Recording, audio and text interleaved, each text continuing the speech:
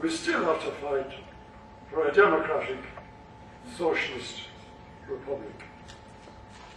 And now, with those few words, I have great pleasure in making a few presentations. I call first on Éamon Malone, who will accept a presentation on behalf of the great Bridget Bond.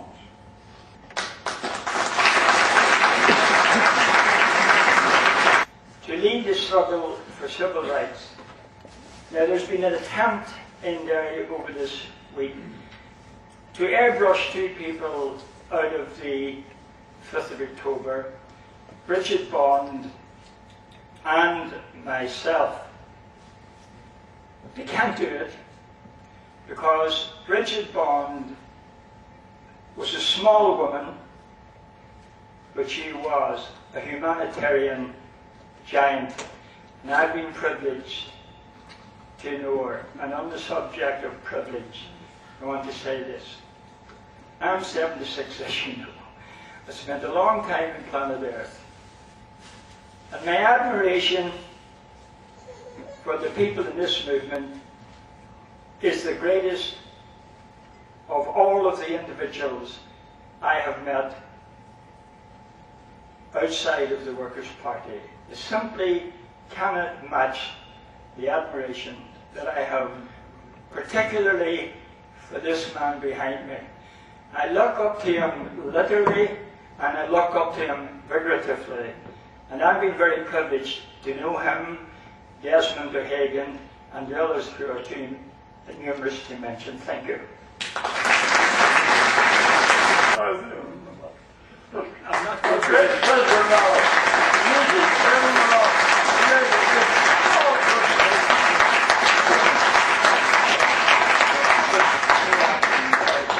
Beginning to get emotional. When I'm in the company of this man, I'm in the company of a giant. He's simply a giant. Thank you very much.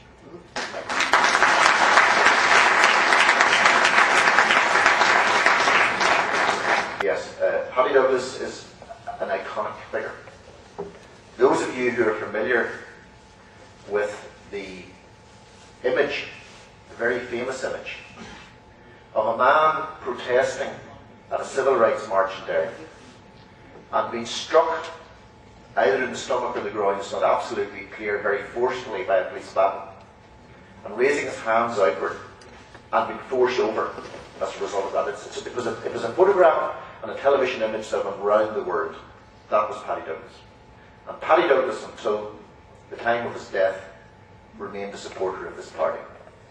I would ask someone on behalf, if the family isn't here, someone from the party to accept this presentation on behalf of Paddy Douglas' family. So Desmond O'Hagan is accepting this on behalf of Paddy Douglas.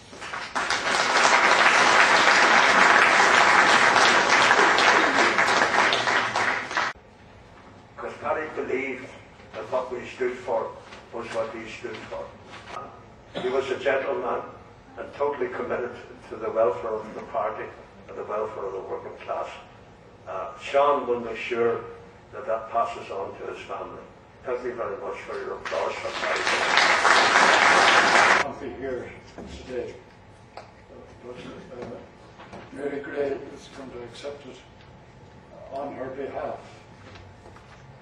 Edwina Stewart was one of the almost permanent, you could say, secretaries of the NICRA, herself and Anne Hope, Matt Davis, and all members of the Communist Party did tremendous work in keeping the committee together, in organising meetings and keeping in touch with people, etc.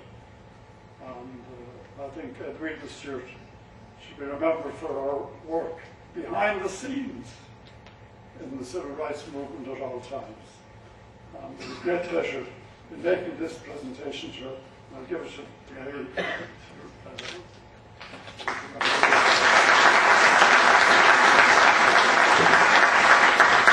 I would like to read you a short statement on behalf of Edwina, and if you'll forgive as I try and figure out my own writing as I took down her words to the conference. I'm sorry I can't be with you today at your conference. I remember with great fondness many of your members who worked with us. Malachy McGurn, Billy McMullen, Des O'Hagan, Rebecca and Frank McGlade, Kitty O'Kane and many other comrades. Our work was vital in leading the campaign against an unjust and undemocratic system. It lifted the consciousness and gave hope to so many people.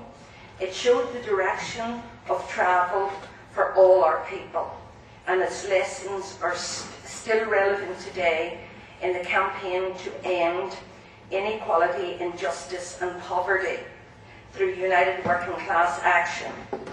My best wishes to those still alive and kicking who remember me. I hope the youth of today and the young comrades of today will be as steadfast as we old ones were. Yours in comradeship, Edwina Stewart. We shall overcome in the future as capitalism is in a right place.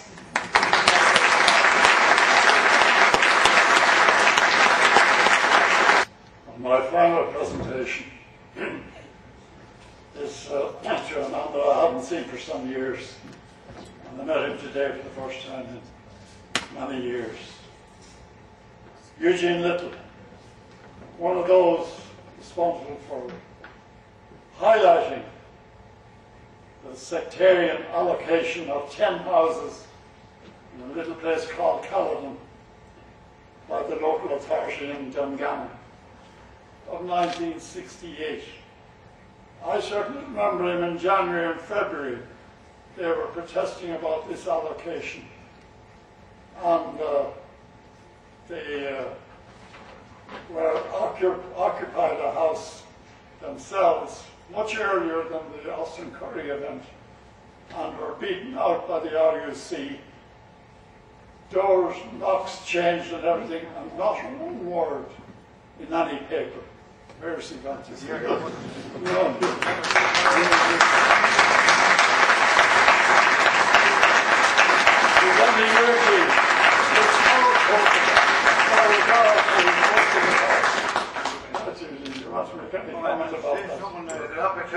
Not much good to make a speech. Looking at the television screen there today, the first march from Berlin to Dungannon, I can't believe that a lot of them are gone. And I just heard there today that Paddy Douglas has passed away. It's hard to believe. I didn't know he had passed away. But anyway, looking at that screen there, I'm thinking about those days and those marches. When Des O'Hagan was there, not too far away from it, and the late Malachy McGurn, that was mentioned. And there's others, the list is too long. But I appreciate this contribution that I have been offered, and I can say a lot of people have made a much greater one than me, and particularly the ones who died in Derry on Bloody Sunday. Again, thank you, Thomas. Thank you, comrade. Friends, just before we conclude the presentations, there's one further presentation that the Workers' Party wishes to make today. To make this presentation on behalf of the party to the Moss McGillen, Republican, Socialist and Revolutionary activists. And I would ask you to stand and demonstrate your commitment to the party.